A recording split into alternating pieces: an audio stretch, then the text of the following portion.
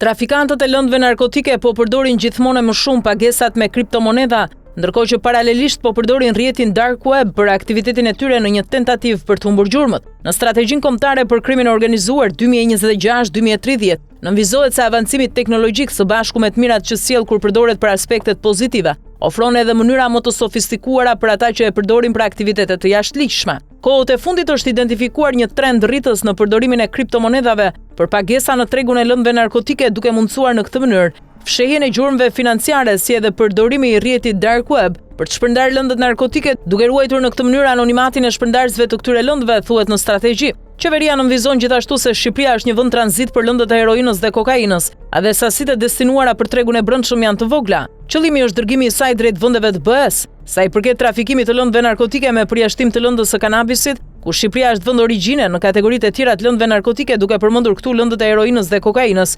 Shqipëria rezulton si vend tranzit. Siç theksohet në artikullin e Monitor, sasitë e lëndëve narkotike të destinuara për tregun e brendshëm janë të vogla dhe pjesa më e madhe kalon tranzit nëpër territorin e Shqipërisë me destinacion vendet e BE-s. Në vitet e fundit është zgjeruar aktiviteti i trafikimit të kokainës e prodhuar në vendet e Amerikës së Jugut, Kolumbi, Ekuador dhe Brazil, e transportuar në rrugë detare drejt portit detar të Durrësit për të vjuar më pas drejt vendeve të Bashkimit Evropian, thuhet në strategji. Kjo e fundit sjell në vëmendje edhe format me të cilat këto fenomene mund të luftohen, duke vënë theksin tek trajnimi i oficerëve, bashkëpunimi me agjencitë ndërkombëtare për të shkëmbyer informacion duke rritur kapacitetet për të goditur rrjetet kriminale.